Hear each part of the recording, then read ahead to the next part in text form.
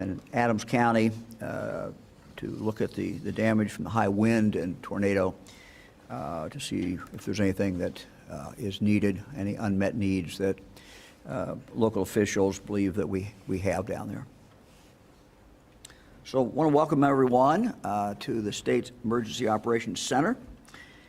This is Ohio's nerve center when it comes to emergency planning as well as response. This is where the state agencies coordinate both with each other, but also with local agencies across the state during any kind of disasters, emergencies, any kind of major events. Monday's total solar eclipse most definitely qualifies as a major event.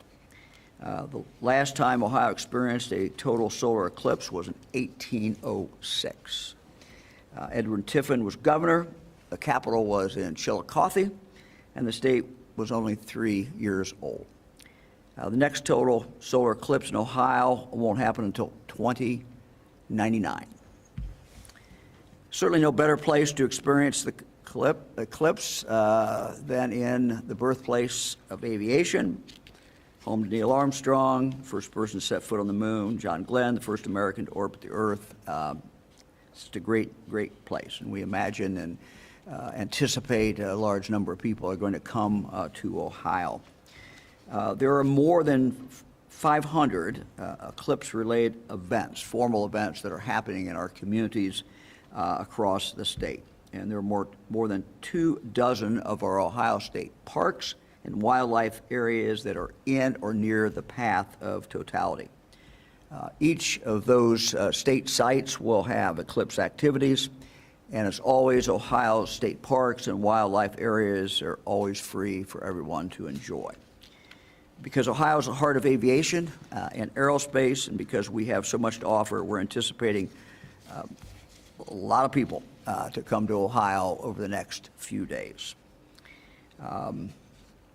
That's, of course, on top of the approximately 7.2 million Ohioans who live along the path of totality. Our local communities have been working to prepare for this influx of visitors, but there's no way around the fact that there will be incredibly heavy traffic and very large crowds. Consequently, some government services will be, let's say, stressed. But this time, I made a decision not to yet activate the Ohio National Guard. General Harris will talk a little bit about that.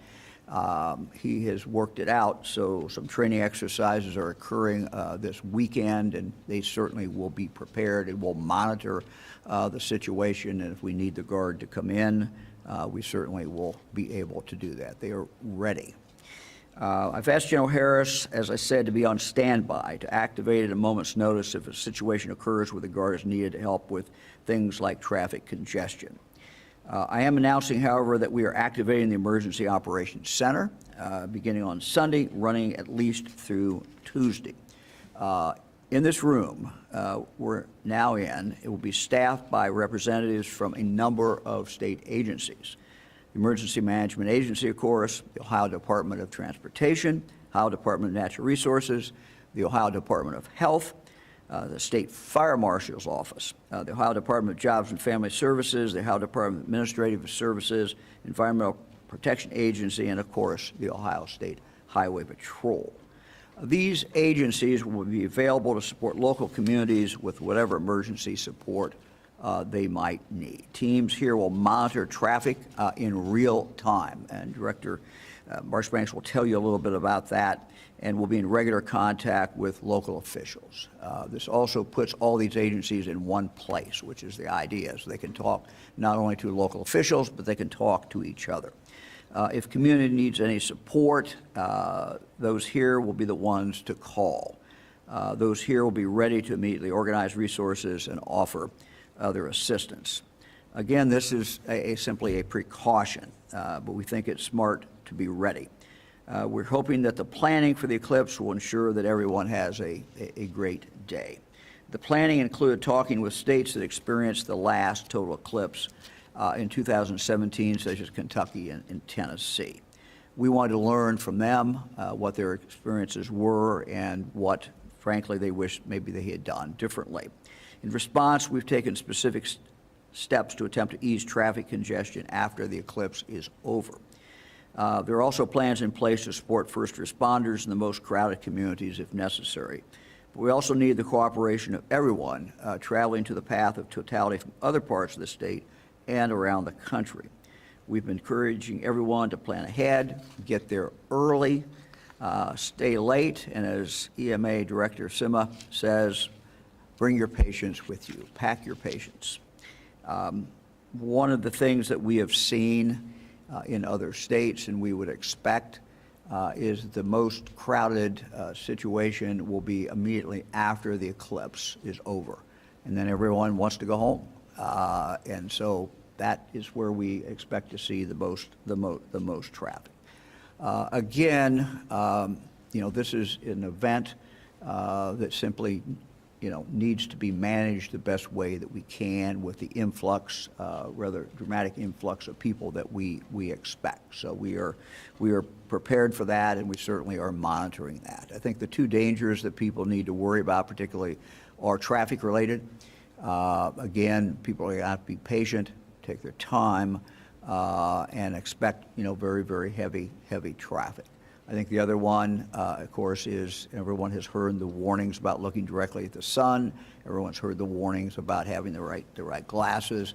Again, that would be the second area of danger, I think, for people. So we think it's going to be a good weekend and good Monday. But again, we are ready. I'm going to introduce Sima Merrick to talk. She'll be followed by Colonel Jones, Director Marshbanks, Director Mary Mertz, and then General Harris. And then we'll be happy to take questions. Sima? Thank you, Governor. So good morning, everybody. Ohio EMA takes planning for the safety of our residents and guests very seriously. And we've been planning for this event since 2021. Seems like that was just yesterday. Planning is the first step to preparedness.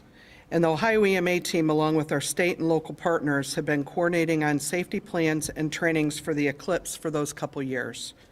Our planning process is including meeting with our state agency partners, many discussions with our county emergency management agencies, coordinating with subject matter experts at NASA Glenn and Ohio State's Arnie Sletback Planetarium. And we've also been reviewing after action reports and success stories from the other states that have had total solar eclipse previously. As with any large-scale event, there are many concerns that we evaluate and discuss, but our primary concerns for this event are weather and congestion. And congestion can be both traffic and potentially large crowds. We continue to keep an open line of communication with our National Weather Service partners on the weather conditions today, leading up to the day of the event, and of course right after the event as people will be traveling. In fact, the National Weather Service will have a representative in here with us all day on Monday, helping to be in that monitoring phase and coordinating with us in unison. We've held weekly coordination meetings with our traffic partners at the Ohio State Highway Patrol and the Ohio Department of Transportation on concerns and potential needs for traffic safety in the days leading up to, during, and after the event. Our coordination with our county emergency management agencies has been critically important. We maintain consistent contact with all of them and are available to them as they see fit if they would need anything. These collaborative efforts help with our goal to enhance a safe viewing experience for Ohioans and our visitors. As the eclipse is a large-scale, real-life event, we still consider it as a pre-planned event. And I have to say, we don't always get a lot of time leading up to events, right? So having 200 years in the making has been very beneficial for us. As the governor previously mentioned, this is the State of Ohio's Operations Center. This room, along with the state's information center, will be activated for the eclipse. The activation of this Operations Center means that state partners and key agencies will be in here filling seats and working in unison to monitor conditions across the state and take appropriate actions to provide support should the rest of the state need that. The teams will be watching traffic cameras, weather radar, and monitoring local activities and needs through contact with the county partners. We stand ready to provide resources when and as needed. You may ask yourself, why all of the preparedness, right? The simple answer is we prepare all year long. So preparedness is kind of the same platform, you just adjust it to whatever that event or hazard or risk is. Planned or unplanned, taking precautions before a big travel day is smart. If you'll be traveling around Ohio, motorists should be sure to frequently top off their gas tanks, and to fully charge their electric vehicles. Have a preparedness kit in your car and items like paper maps, snacks, drinks, cash, and a cell phone charger. It's a good idea also to have a communications plan if you're traveling with your family or friends in case you're separated. Know where to meet up, have a place to meet up, know where to take shelter if there's an event. Having those discussions ahead of time are critically important to help thwart any type of confusion that may happen in large crowds. And while traveling, if you're taking your pets, please take stuff for them as well, right? A bowl for water, those kinds of things. And finally, know where to receive weather information. Make sure that you have your notifications turned on. Being aware and being prepared will help you enjoy this event safely. And as we always say, pack your patience and fill your tanks. Next, I'll be asking Colonel Chuck Jones to join me.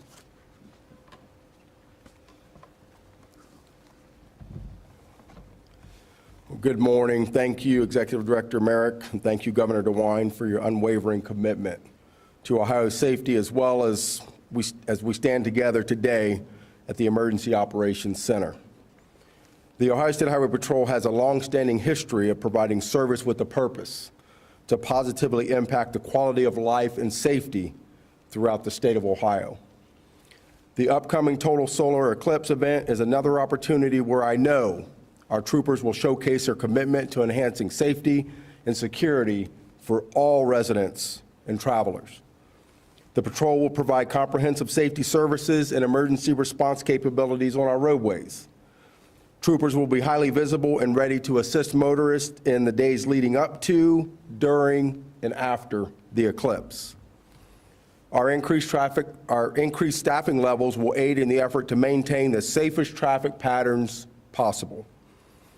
We're also mobilizing additional resources within the division, including our aviation section, to support a heightened state of readiness and operational capacity. As has historically been the case, the patrol is ready to assist local agencies if the need would arise. I say it a lot, when we work together, it turns out better. It's going to take all of us, the collaboration within our state, county, and local law enforcement partners to help make the eclipse a safe and memorable experience for the thousands of Ohioans and visitors coming to our great state for this historic event.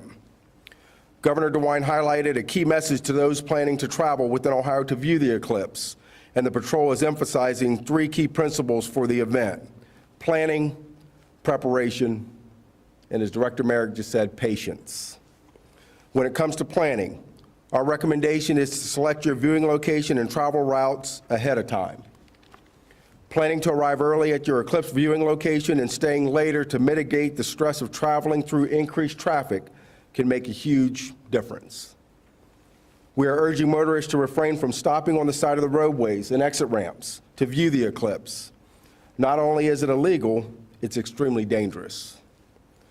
Those actions also could prevent first responders and public safety vehicles from quickly responding to an emergency.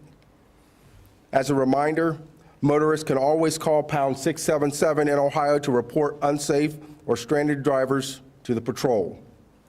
If it's an emergency, motorists should always call 911. In the spirit of preparedness, make sure you are well equipped with more than just your eclipse glasses. It is important to ensure your vehicle is well maintained with a full tank of gas and prepared items such as an emergency kit, phone charger, a paper map, and in the event cellular service is interrupted. Finally, patience is your ally during this once-in-a-lifetime event. expect delays, and adopt a patient mindset when experiencing slower speeds and increased travel times. Remember, the solar eclipse, in the heart of it all, is a rare and exciting opportunity to witness an extraordinary event. By following these safety guidelines and working together, we can make it a positive and safe experience for everyone.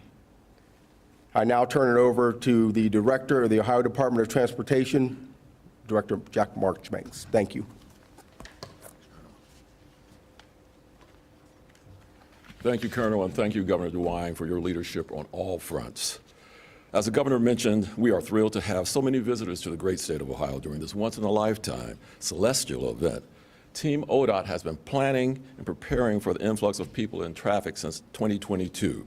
We have worked closely with the Federal Highway Administration, the Ohio EMA, and of course with Director Merrick, the Ohio State Highway Patrol, the Ohio Department of Natural Resources, the Department of Development, and local law enforcement and emergency responders. In addition to working with our own state and local partners, as Governor DeWine mentioned, we have gained valuable information from our state colleagues in Tennessee and Kentucky and learned lessons from how they were impacted by the 2017 solar eclipse. We've taken all we've learned and developed a thorough plan of action to ensure that visitors and motorists are safe during and after the eclipse. As Governor DeWine referenced, we are going to be using our Traffic Management Center, which is open 24/7, to allow our network of cameras, 1,100 cameras, to monitor traffic in real time so we will know where traffic is flowing as we approach April 8th. A few recommendations, as has been mentioned. If you're traveling to the state, please make sure you have a travel plan. And of course, if you have phone service disrupted, it's good to have an old school hard copy paper map. To help with your travel through the state, make sure you go to OGO, our real-time traffic app. That's OHGO. You can even access it through your web browser at ohgo.com. You'll be able to monitor traffic flow, view live traffic cameras, road conditions, work zones, and more. ODOT is treating this once-in-a-lifetime event as a major weather event, and we're suspending work zones. If you travel through, we're suspending lane closures. Let me make sure I make that accurate. We're suspending lane closures in our work zones. If you must drive through a work zone, please think about the workers that are there, slow down, and follow the reduced speed limit. Again, here are a few tips to keep you safe while traveling. First, do not wear your eclipse glasses while driving, and do not stop on the highway to view the eclipse, as Colonel Jones pointed out. Again, we want everyone to have a safe and enjoyable experience watching the eclipse. We also want you to get back home safely and without delay. So the best thing to do, as has been mentioned, is to arrive early, stay late, and explore Ohio for another day, because I guarantee you, you'll find something cool and fun to do in the heart of it all. And speaking of the fun you can have in Ohio, I am going to turn it over to our Cabinet Director of Fun, Ohio's Department of Natural Resources Director, Mary Mertz. Thank you so much, Director Marchbanks. So at the Department of Natural Resources, we are really excited about this opportunity. I mean, we are openly inviting Ohioans and people from out of state to come and visit our state parks and our wildlife areas that lie within the path of totality. And we're actively marketing 23 state parks and 5 wildlife areas, and they're listed on our website, and we would love for people to come and enjoy it. We have planned extensive programming over the entire weekend, so Saturday, Sunday, Monday. On Monday, you'll find solar watch parties and lots of great opportunities. But we know we need to be prepared for any eventuality.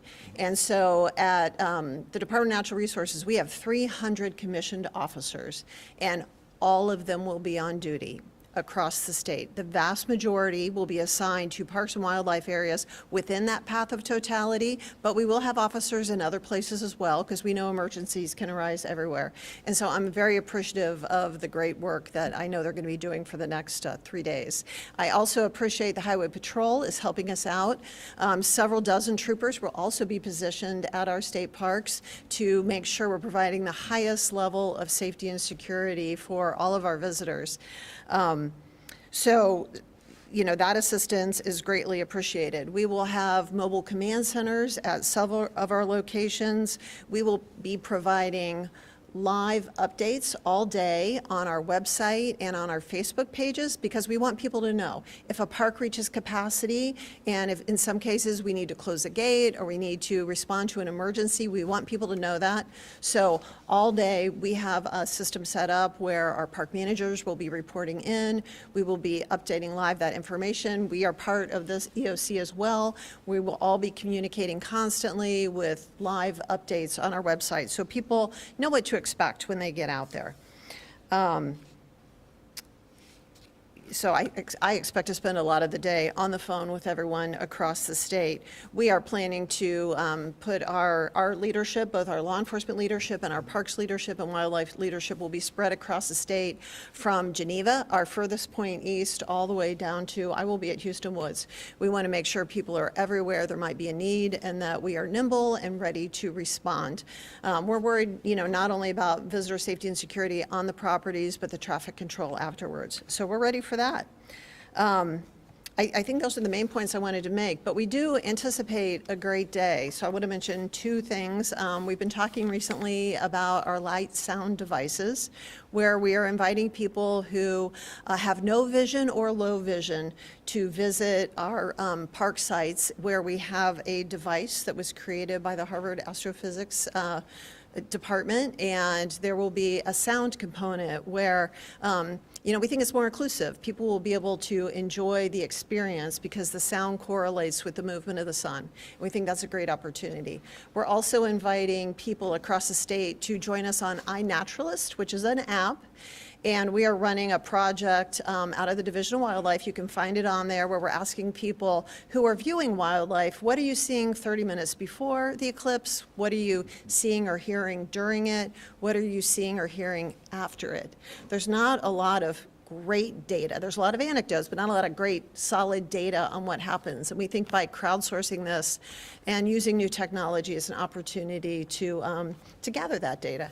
So we're excited, but we are prepared. Everyone will be out there. We're treating every park like it's a major fireworks event, and we're very experienced with those. So we think we're ready, and we think people have a great event. So now let me turn it over to General Harris.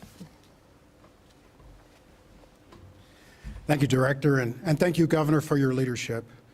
From the very beginning, as you heard, we've been planning this since 2021, and from the very beginning, the Governor's guidance to us was to ensure that not only Ohioans, but our guests here to Ohio had a great Ohio experience, enjoyed the Ohio hospitality, and that this experience would be one that gave us a chance to showcase many of the great things about Ohio.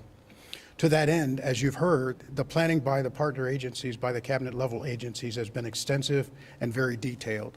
And your National Guard has been involved in that planning from the very beginning. I have great confidence that our partner agencies are prepared for just about every contingency, and we're hopeful that the National Guard will not be needed for this response.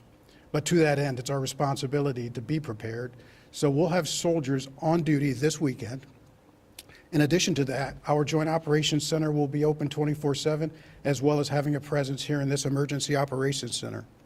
Moreover, we'll also have liaisons in some of the key counties along the way, along the line of totality, so that we can continuously monitor the situation on the ground. And over the weekend, we will look at certain variables like the weather, like traffic patterns, and we will determine if and when and where it may be necessary to employ those National Guard folks through the weekend and into Monday to respond to any contingency. Again, we don't anticipate that, but consider your National Guard a hedge for preparedness. We'll have rotary wing capability as well as the ability to surge general purpose troops to support our partner agencies in any capacity that they think they may need. So we're optimistic that as I said, our citizens and our guests will enjoy Ohio hospitality. And frankly, if they don't see the National Guard, that simply means that our partner agencies have done the fantastic job that we expect them to do. Thank you. Governor? Thanks, General. We're happy to answer any questions. Any questions for anybody behind me?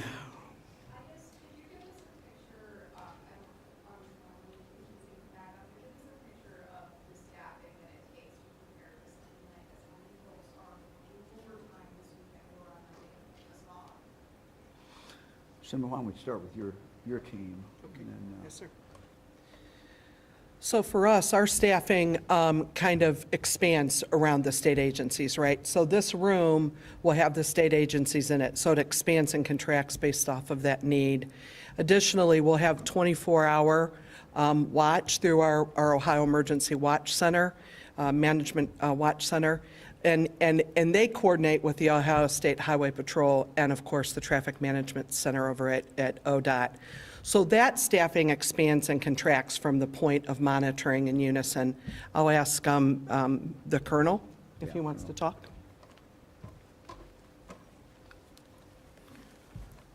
So from the Highway Patrol's perspective, we will have representation in the EOC here. We'll have troopers spread out across the state, and we're going to be at nearly full staffing. We've taken the extra step of pulling some of our specialty units out into the field, and they're dispersed across the state as well to also assist the troopers that we will have out there working at that time. And again, like it was said, we're going to do what we can to make the Eclipse travel as safe as we can, but we're also going to be there to support our law enforcement partners across the state in whatever capacity they need as well. So staffing has been ramped up in the patrol, and we're confident that we have the resources we need to be able to assist where needed and to make travel safe. Director Mertz, you want to tell them what your staffing situation is? Yeah, well, so I mentioned we have 300 commissioned law enforcement officers that will be on duty, but that's just the law enforcement component of it. We brought on 150 seasonal workers early so that they would be available. And at each park, of course, we're calling for full staffing that day. So I think when you get to that, we're talking, hundreds and hundreds and hundreds, maybe around 1,000 people will be on duty. We've even, we want to do this right, so we're even drawing on our central office staff. So I think our director of fiscal operations will be on duty at Delaware State Park. I think my chief legal counsel might be at Alum Creek. We are sending people all over the state because we want people there to have a great time. But we're at least 1,000 will be the staffing over the 3 days, and probably more than that because I'm leaving out some categories. But we're pulling out all the stops and expecting everyone to put in the time to make this great. So, Director, how's that compare with, say, the 4th of July or some major holiday when the parks are full of people? And so the staffing would be similar, but we don't have a major 4th of July celebration at every state park, right? Like a Buckeye Lake where there's a huge fireworks display, or an Indian Lake, it'll be similar to that, and it'll be staffing levels similar to that. That's how we're preparing. Anybody else, questions? Any idea how long you will keep the EOC open after the Eclipse is done? Well, as long as it's necessary. We would think it would, close out the next day, but we'll see. Can you talk about your coordination with hospitals and what you're asking them to report to the state? Well, look, hospitals are, one of the things we learned during the pandemic is how to do the coordination between hospitals better. We developed a system in Ohio that is still in effect, and that is that the larger hospitals help the smaller hospitals, and we coordinate that way. So if that's necessary to activate that, it's in place. It's certainly available. We do not anticipate any kind of significant casualties from this, but they certainly are. Hospitals are certainly ready. And again, what happened during the pandemic really allowed us to set up a system, and that system is still in effect. Specific incidents in Kentucky and Tennessee that they told you about that? That's yours, Simmer. So the biggest ones were that people were, one, stopping on the roadway when the eclipse began, which we don't want. And then second was immediately following the totality period, everyone got in the car and took off at once. So there were people saying, it took us 3 hours to go, it took us 9 hours to get home. So everyone got in and wanted to get back, and that created a lot of congestion. So those were the biggest things that we had seen. Anybody else? I have a question along those lines. So for the folks, you're urging people to kind of hang back. I mean, is there a magic period of time to hang back? Are you encouraging people to stay overnight, wait a few hours? What does that look like for people who might be? Well, look, we can't control what people do. Obviously, people are going to do what they want to do. We just are telling them that, right after the eclipse is probably not the best time to get in your car and try to get somewhere. It will settle out over a long period of time. Some people have made plans to spend the night. Some people have booked into the state park, come in the weekend and stay another day. Some people are doing the same thing with hotels, but we also know people are going to be getting in their car right away. So we just, again, tell people this has been the experience, and don't expect right after the eclipse is over with, be able to get in your car and be able to drive at the same efficiency that you could before a normal day.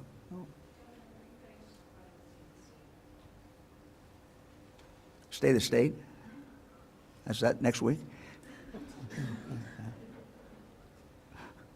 The future. That's that. Who else?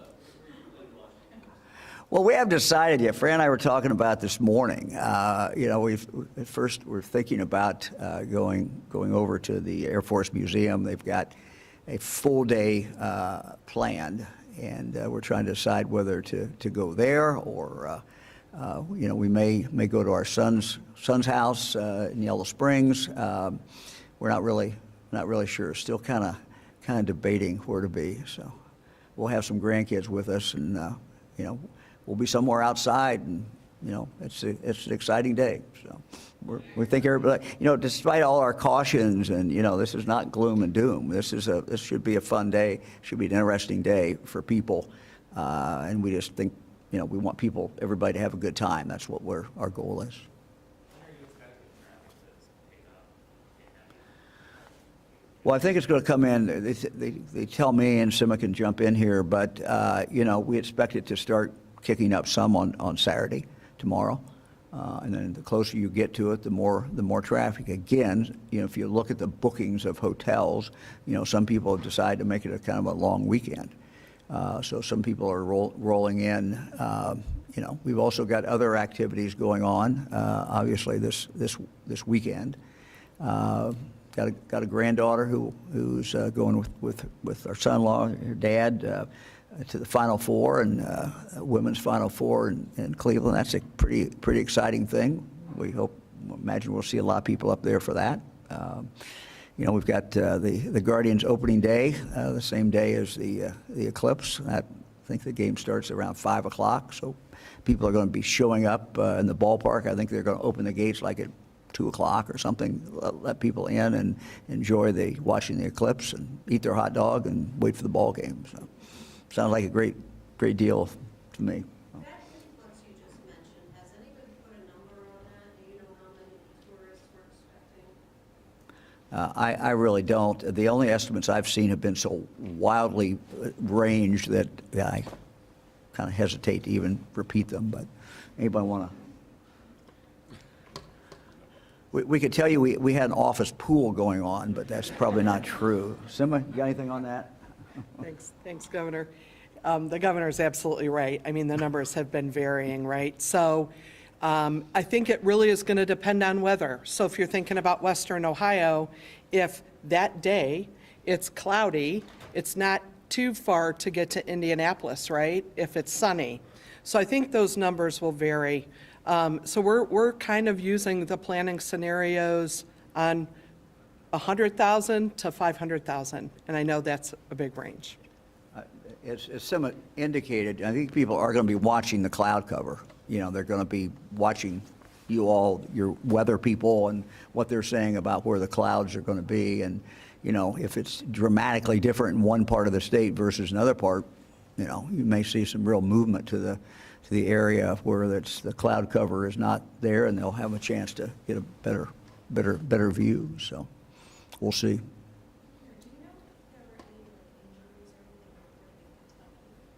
Yeah, I don't know. Injuries Were there any injuries? I'm not aware of any, Yeah. Governor. Look, again, when you get that many people on the highway, that's the concern. We have accidents every day.